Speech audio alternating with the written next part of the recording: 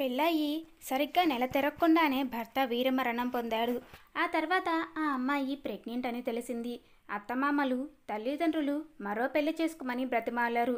దానికి ఆ అమ్మాయి ఒప్పుకోలేదు. కానీ అనుకోని పరిస్థితి వల్ల పెళ్లి చేసుకోవాల్సి వచ్చింది. మరి తర్వాత ఆ అమ్మాయి జీవితం ఎలా మారింది? పార్ట్ 10. రచయిత అస్మయి గారు. ఇక స్టోరీలోకి వెళితే 2 రోజుల తర్వాత నందన్ రావు గారి ఇంట్లో ఫోన్ మోగుతుంది. హలో, ఎవరు? నేను రాధా, రమా మాట్లాడుతున్నాను. చెప్పు రమా. పెళ్లి పనులు ఎంతవరకు వచ్చాయి అని అడుగుతారు నవ్వుతూ. అది రాధా అంటూ ఏడవడం మొదలు పెడతారు రమాదేవి గారు. రాధమ్మ కంగారు పడుతూ, అసలు ఏమైంది? ఎందుకు ఏడుస్తున్నావు? బావగారు బాగానే ఉన్నారు కదా అని అడుగుతారు. అందరూ బాగానే ఉన్నారు రాధా, కానీ రంజిత్కి ఏమైందో అర్థం కావడం లేదు. ఈ పెళ్ళి క్యాన్సిల్ చేయమని అడుగుతున్నాడు. ఆ మాట వినగానే రాధమ్మ గారి గుండెల్లో రాయి పడినట్టు అవుతుంది. ఏం మాట్లాడుతున్నావు రమా? పెళ్ళి క్యాన్సిల్ చేయడం ఏమిటి? అసలు రంజిత్కి ఏమైంది?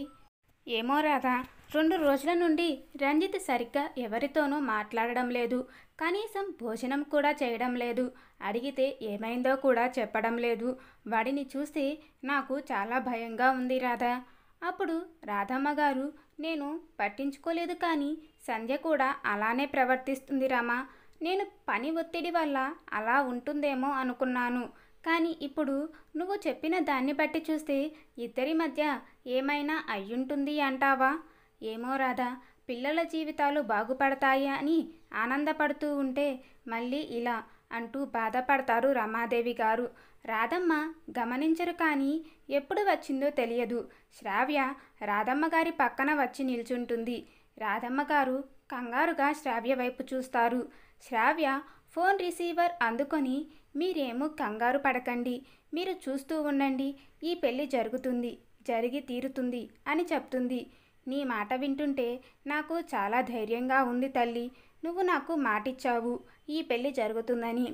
ఇప్పుడు ఈ పెళ్ళి జరిగి తీరుతుంది అన్న నమ్మకం నాకుంది అంటుంది రామాదేవి గారు. పక్కన ఉన్న రాధమ్మ గారు శ్రావ్య మాటలు విని ఆశ్చర్యపోతూ శ్రావ్య వైపు అలానే చూస్తూ ఉండిపోతారు. సరే తల్లి, నేను ఉంటాను ఇంకా అని రమాదేవి గారు ఫోన్ పెట్టబోతుండగా శ్రావ్య, పెద్దమ్మ ఆగు అంటుంది. శ్రావ్య ఎప్పుడో కానీ అలా పిలవదు రమాదేవి గారిని. చెప్పరా శ్రావ్య, ఈ విషయం పెదనాన్నకు చెప్పకండి అంటూ ఇంకా ఆవిడ ఏమేం చేయాలో రమాదేవి గారికి వివరంగా చెప్తుంది శ్రావ్య. సరే శ్రావ్య, నువ్వు చెప్పినట్టే చేస్తాను అని ఫోన్ పెట్టేస్తారు రమాదేవి గారు. రమాదేవి గారితో మాట్లాడి శ్రావ్య ఫోన్ పెట్టేసి రాధమ్మ గారి వైపు తిరుగుతుంది. రాధమ్మ గారు రెప్పవేయకుండా తన వైపు అలాగే చూస్తూ ఉండడంతో, ఏంటమ్మా అలా చూస్తున్నావు అని అడుగుతుంది శ్రావ్య నవ్వుతూ. అసలు ఈ పెళ్లి జరుగుతుందని నీకు అంత నమ్మకం ఏంటే? రంజిత్ అన్నయ్యకు సంధ్యావతిని మీద ఉన్న ప్రేమ ఈ పెళ్లి జరుగుతుందన్న నా నమ్మకం అమ్మ అని అంటుంది శ్రావ్య. రాధమ్మ గారు, అయ్యో దేవుడా, ఈ పిచ్చిదానికి ఎలా అర్థమయ్యేది అని తల పట్టుకొని, అసలు ఇప్పుడు పెళ్ళి క్యాన్సిల్ చేసిందే నందుబాబు కదే అని అంటారు. లేదమ్మా, అన్నయ్య మనస్ఫూర్తిగా ఈ పెళ్ళి క్యాన్సిల్ చేయలేదు. ఈ విషయం నీకు తెలుసు. అన్నయ్య వదినను ప్రాణం కన్నా ఎక్కువగా ప్రేమించాడు. అలాంటిది అన్నయ్య ఈ పెళ్ళిని ఎలా క్యాన్సిల్ చేస్తాడు? 2 రోజుల నుండి సంధ్యావదిన కూడా అదోలా ఉంటుంది. నాతో సరిగ్గా మాట్లాడడం లేదు. మనం షాపింగ్కి వెళ్ళి వచ్చిన తర్వాత వదిన తన స్నేహితురాలని కలిసిందని రంజిత్ అన్నయ్య చెప్పాడు కదా. అసలు ఆ ఫ్రెండ్ ఎవరు ముందు తెలుసుకోవాలి. ఆ ఫ్రెండ్ వల్లనే అన్నయ్య వదిన మధ్య మనస్పర్ధలు వచ్చాయి అని నేను అనుకుంటున్నాను. అసలు అన్నయ్య వదిన మధ్య ఏదో జరిగింది. ఆ జరిగింది ఏదో అది నేను తెలుసుకోవాలి. సమస్య ఏంటో తెలుసుకొని ఈ పెళ్ళి ఆగకుండా చూసుకోవాలి అంటుంది శ్రావ్య తల్లితో. తన మాటలు విన్న తర్వాత తల్లి కళ్ళ నుండి నీళ్లు రావడంతో కంగారు పడుతుంది శ్రావ్య. తల్లి దగ్గరకు వెళ్ళి చేతులు పట్టుకొని, ఎందుకు ఏడుస్తున్నావు? నేనేమైనా తప్పుగా మాట్లాడానా అమ్మా? లేదు తల్లి, ఇవి కన్నీళ్లు కాదు, ఆనంద బాష్పాలు. నా కూతురు మంచి మనసును చూసి ఈ తల్లి మనసుకు కలిగిన ఆనందంతో వచ్చినవే ఈ ఆనంద బాష్పాలు అంటూ తన 2 చేతులతో కూతురు ముఖాన్ని పట్టుకొని నుదుటిపై ముద్దు పెడతారు రాధమ్మ. నా కూతురు ఎంత పెద్దది ఎప్పుడు అయిపోయిందో నాకు తెలియనే లేదు అంటూ నవ్వుతారు రాధమ్మ. తల్లి మాటలకు శ్రావ్య మనసుకు ఆనందంతో పాటు ధైర్యం కూడా కలుగుతుంది. థ్యాంక్ యూ అమ్మ, నువ్వు నాకు సపోర్ట్గా ఉంటే చాలు అని శ్రావ్య తల్లిని హత్తుకుంటుంది. అంతలో అక్కడికి వచ్చిన నందన్ రావు గారు ఆ తల్లి కూతుళ్లను చూసి, ఏంటి ఈరోజు తల్లి కూతుళ్ళు అంత సంతోషంగా ఉన్నారు, ఏంటి విషయం అని నవ్వుతూ అడుగుతారు. నాన్న, మీతో కొంచెం మాట్లాడాలి. చెప్పు తల్లి, దేని గురించి? ఇక్కడ కాదు నాన్న, పదండి మీ గదిలో మాట్లాడదాం. సరే అంటూ ముగ్గురు నందన్ రావు గారి గదికి వెళ్తారు. ఎందుకంటే నందన్ రావు రాధమ్మల గది సంధ్య గదికి దూరంగా ఉండడం వల్ల. ఏం జరిగింది శ్రావ్య, ఎందుకు ఇక్కడ మాట్లాడాలి అన్నావు? చెప్తాను నాన్న అంటూ శ్రావ్య రమాదేవి గారు ఫోన్ చేసి చెప్పిన విషయం, ఇంకా సంధ్య ప్రవర్తనలో మార్పు రావడం అంతా వివరిస్తుంది. నందన్ రావు గారికి శ్రావ్య మాటలు విని షాక్ అవుతారు. అదేంటి తల్లి, నువ్వే చెప్పావు కదా రంజిత్ సంధ్యను ఇష్టపడ్డాడు అని, ఇప్పుడు తనే ఈ పెళ్ళి వద్దు అనడం ఏమిటి? నాన్న, మీరేం కంగారు పడకండి, ఈ పెళ్ళి జరుగుతుంది. కానీ ఎలా? మన అమ్మాయి చెబుతుంది కదండి, ఇంకా మీరు నిశ్చింతగా ఉండండి. శ్రావ్యపై మీకు నమ్మకం లేదా అని అడుగుతారు రాధమ్మ. శ్రావ్య అంటే ఏంటో నందన్ రావు గారికి రాధమ్మకి బాగా తెలుసు. శ్రావ్య మంచి మనసు, ఇంకా తను అనుకున్నది సాధించే వరకు నిద్రపోని పట్టుదల, కూతురు మీద నమ్మకంతో నందన్ రావు గారు సరే నీ ఇష్టం అని అంటారు. నందన్ రావు గారు కూడా ఒప్పుకోవడంతో శ్రావ్య మనసు తేలిక అవుతుంది. నేను ఈ పని చేయాలంటే మీ సహకారం కూడా కావాలంటూ వాళ్ళు ఏం చేయాలో వివరించి చెబుతుంది శ్రావ్య. నందన్ రావు గారికి రాధమ్మకి ఇది కొంచెం ఇబ్బందికరంగా అనిపించినా సంధ్య మంచి కోసం సరే అని అంటారు. డాడీ ఎప్పుడు వస్తారు మమ్మీ, నేను డాడీని చూడాలి అంటూ మారం చేస్తుంది సమీర. సంధ్య ఏం మాట్లాడకుండా కబోర్డ్లో బట్టలు సర్దుతూ ఉంటుంది. నాకు డాడీ కావాలి మమ్మీ అని గట్టిగా అరుస్తుంది సమీర. ఆ మాట వినగానే సంధ్య మనసు బాధపడుతుంది. తను మీ డాడీ కాదు తల్లి, అంకుల్ అని పిలవాలి అంటూ వస్తారు నందన్ రావు గారు, రాధమ్మ, శ్రావ్యలు. ఆ మాట వినగానే సంధ్య వస్తున్న వాళ్ళని ఆశ్చర్యంగా చూస్తుంది. సంధ్య, నీతో కొంచెం మాట్లాడాలి తల్లి అంటారు నందన్ రావు గారు, రాధమ్మలు. చెప్పండి మావయ్య అంటుంది సంధ్య. అది రమాదేవి గారు ఫోన్ చేశారు. రంజిత్ ఈ పెళ్ళి క్యాన్సిల్ చేయమని చెప్పాడంట. ఆ మాట వినగానే సంధ్య మనసు చివుక్కుమంటుంది. కానీ ఇది తను కోరుకున్నదే కదా అంటూ మనసుకు సర్ది చెప్పుకుంటుంది. నేనే చెప్పాను మామయ్య ఈ పెళ్ళి క్యాన్సిల్ చేయమని అని అంటుంది సంధ్య. ఈ విషయం వినగానే వీళ్ళు ఎలా స్పందిస్తారని సంధ్య నందన్ రావు గారు, రాధమ్మ ముఖంలోకి చూస్తుంది. కానీ వాళ్ళు ఏమీ అనకపోవడంతో సంధ్యకి ఆశ్చర్యం కలుగుతుంది. పోనీలే తల్లి, ఏదైతే ఏమైంది, మీ ఇద్దరికి ఈ పెళ్ళి ఇష్టం లేదు కాబట్టి మేము చేసేది ఏమీ లేదు, కనుక మేము కూడా వాళ్ళకి ఫోన్ చేసి ఈ పెళ్ళి క్యాన్సిల్ చేయమని చెప్పేస్తాము అంటూ నందన్ రావు గారు, రాధమ్మ అక్కడి నుండి బయటికి వచ్చేస్తారు. ఏడుస్తున్న సమీరాను ఎత్తుకొని శ్రావ్య గది నుండి బయటికి వస్తుండగా సంధ్య వెళ్ళి శ్రావ్య చేతిలో నుంచి విసురుగా సమీరాను లాక్కొని గది లోపలికి వెళ్ళి తలుపు మూసేస్తుంది. ఒక్కసారిగా సంధ్య అలా చేయడంతో శ్రావ్య షాక్తో నిలబడిపోతుంది. ఇటువైపు నందు తలుపు తీయరా, భోజనం తెచ్చాను కొంచెం తిను అంటూ రమాదేవి గారు రంజిత్ గది తలుపు కొడుతుంటారు. అమ్మా, నాకు ఆకలిగా లేదు, మీరు తినండి.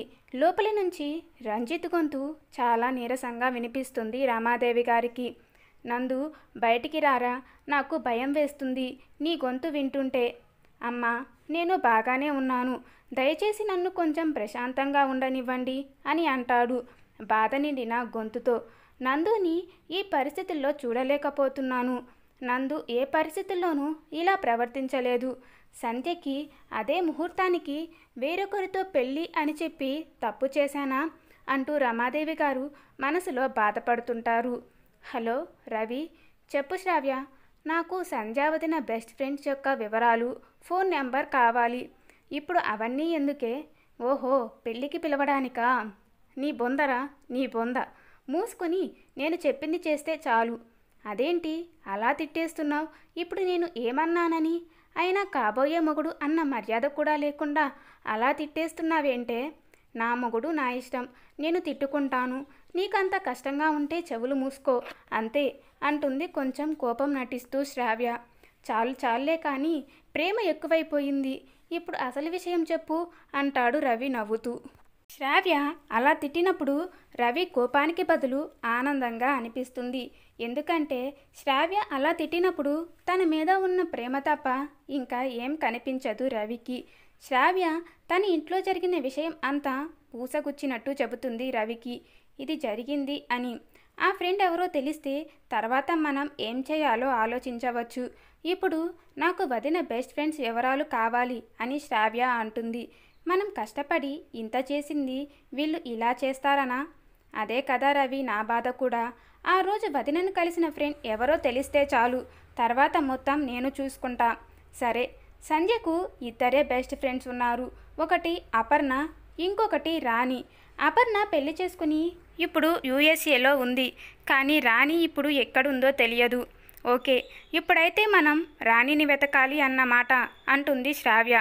శ్రావ్య, నీకు ఎప్పుడు నా అవసరం వచ్చినా నాకు కాల్ చేయి, నేను వస్తాను అంటాడు రవి.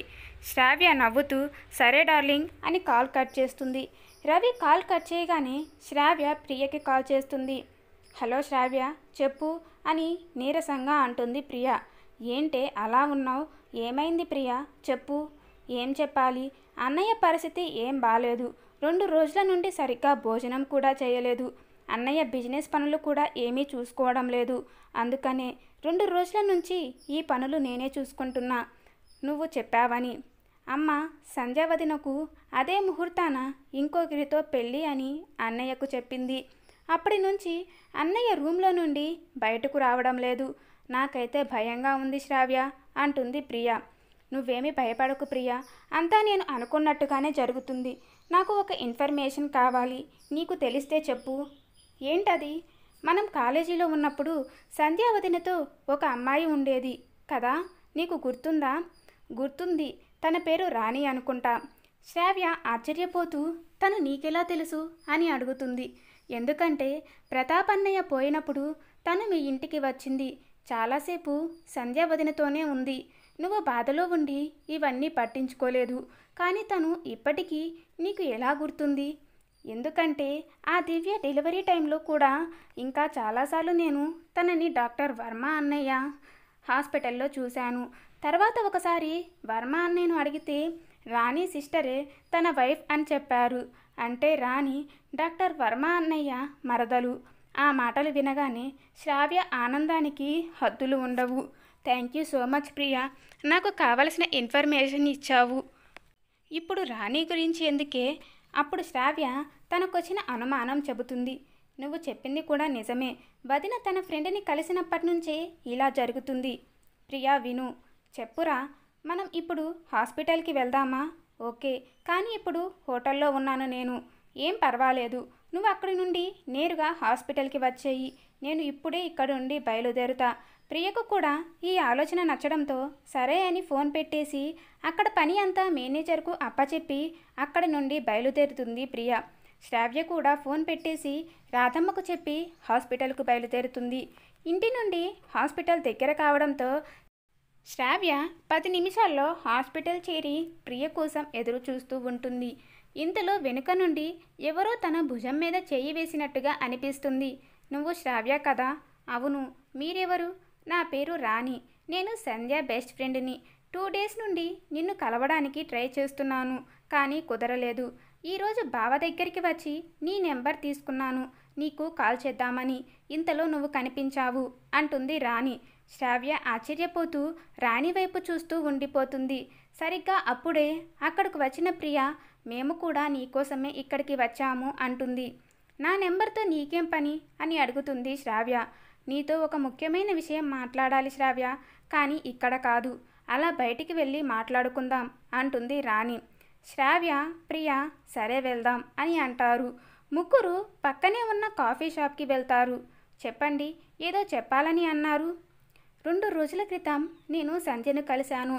చాలా సంవత్సరాల తర్వాత కలవడం వల్ల 1 గంట మాట్లాడుకోవచ్చు అని పక్కనే ఉన్న ఐస్ క్రీమ్ షాప్కి వెళ్ళాము. తర్వాత మేము మాట్లాడుతుండగా అక్కడికి ఒక అమ్మాయి వచ్చింది. తన పేరు దివ్య అని చెప్పింది. దివ్య అన్న పేరు వినగానే ప్రియా రక్తం సలసలా కాగుతుంది. ఆ దరిద్రపు ముఖంది మళ్ళీ ఎందుకు వచ్చింది అమెరికా నుండి? రాణి ఆశ్చర్యపోతూ తను అమెరికా నుండి రావడం ఏమిటి అని అడుగుతుంది. ప్రియ ఏదో చెప్పబోతుంటే శ్రావ్య అడ్డు చెప్పి, అసలు ఆ రోజు ఏమైందో నాకు పూర్తిగా చెప్పు రాణి అని అడుగుతుంది శ్రావ్య. ఆ రోజు ఏం జరిగిందో మొత్తం పూసగుచ్చినట్టు శ్రావ్య ప్రియలకు వివరిస్తుంది రాణి. మొత్తం విన్న ప్రియ కోపంతో ఊగిపోతూ, అసలు అది మనిషేనా? సితార తన బిడ్డ కాకపోయినా కన్న తండ్రి కంటే ఎక్కువ ప్రేమను చూపిస్తున్నాడు మా అన్నయ్య. అలాంటిది ఆ రాక్షసి మా అన్నయ్య జీవితాన్ని నాశనం చేయాలని చూస్తుంది. నేను దాన్ని అస్సలు వదలను. దానిని ఇప్పుడే చంపేస్తాను అంటూ భద్రకాళిలా రూపం ఎత్తుతుంది ప్రియ.